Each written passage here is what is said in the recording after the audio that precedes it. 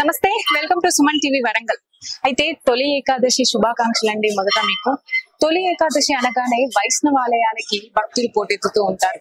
అలాగే వైష్ణవుడి ఆశీర్వచనాలు ఎప్పటికీ మనతో ఉండాలని ఎన్నో రకాల పూజలు చేస్తూ ఉంటారు, ఎన్నో ఆలయాలను సందర్శిస్తూ ఉంటారు. తొలి ఏకాదశితో మన పండుగలు కూడా మొదలవుతాయని పురాణాల ప్రకారం చెప్తూ ఉంటారు. అసలు ఈ తొలి ఏకాదశి అంటే ఏంటి, దీని వెనకాల ఉన్న చరిత్ర మనకి ఏం చెప్తుంది? ఈ రోజున మనం పట్టల్ బజార్ లో ఉన్న బాలానగర వెంకటేశ్వర స్వామి ఆలయంలో అయితే ఉన్నామండి.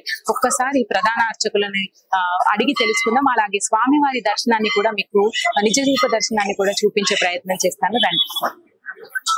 ప్రస్తుతం మనతో పాటు అర్చకులు ఉన్నారండి, వాళ్ళని కూడా తెలుసుకుందాము. నమస్తే అండి, తొలి ఏకాదశి శుభాకాంక్షలు. స్వామి చెప్పండి, అసలు ఏకాదశి వెనకాల ఉన్న రహస్యము, అసలు తొలి ఏకాదశి అనగానే వైష్ణవ ఆలయాలకి మా భక్తులు పోటెత్తుతూ ఉంటారు, దాని వెనకాల అంతరార్థం ఒక్కసారి మా ప్రేక్షకులకు. జై శ్రీమన్నారాయణ. శ్రీ బాలానగర వెంకటేశ్వర స్వామి దేవస్థానం రామన్పేట వరంగల్. ఎక్కడైనా స్వామివారు ఆజానుభావం రూపంలో ఉంటాడు, కానీ బాలనగరం మాత్రం ఆ బాలని పేరుతో బాలనగర వెంకటేశ్వర స్వామి అని పిలువబడుతున్నాడు.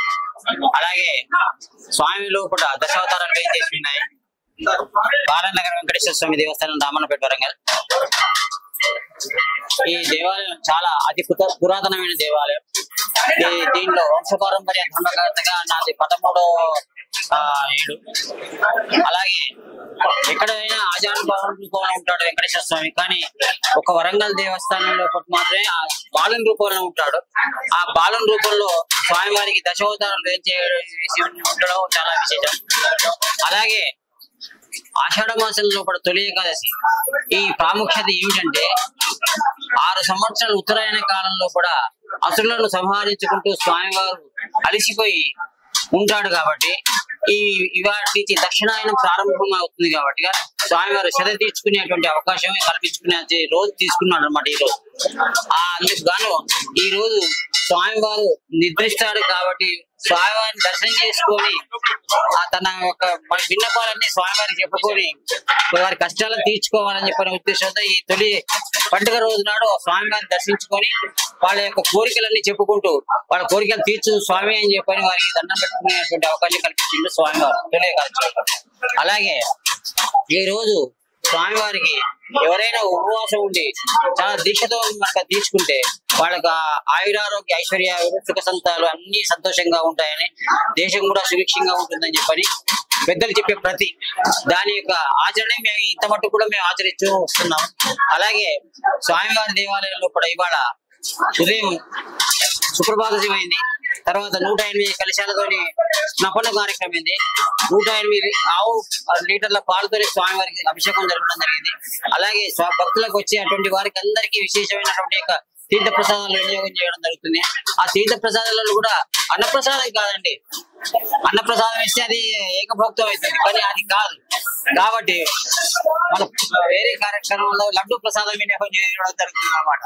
కాబట్టి ఆ లడ్డు ప్రసాదానికి తప్పు ఉండదు, కాబట్టి లడ్డు ప్రసాదం వినియోగం చేస్తున్నాం.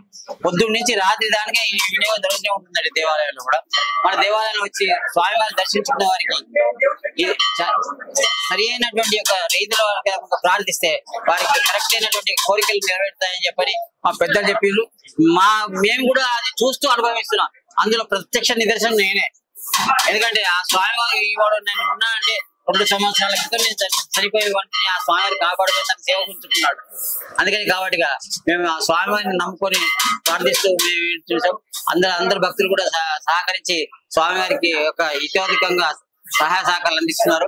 అలాగే ఈ రోజు ఆ స్వామివారిని దర్శించుకొని వారి యొక్క తీర్థ ప్రసాదం తీసుకోవాలని చెప్పి కోరుతున్నాం.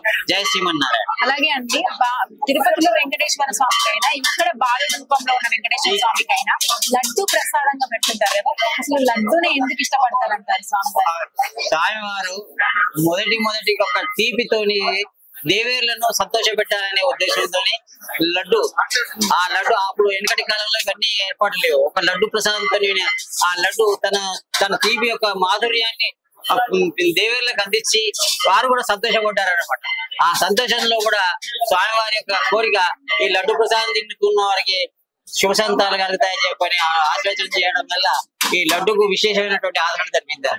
ఏకాదశి రోజు కూడా లడ్డు ప్రసాదంగా, అందుకనే ఏకాదశి రోజు లడ్డు ప్రసాదమే వినియోగం చేస్తున్నాం. ఉదయం నుంచి లడ్డు ప్రసాదం వినియోగం అవుతూనే ఉంది.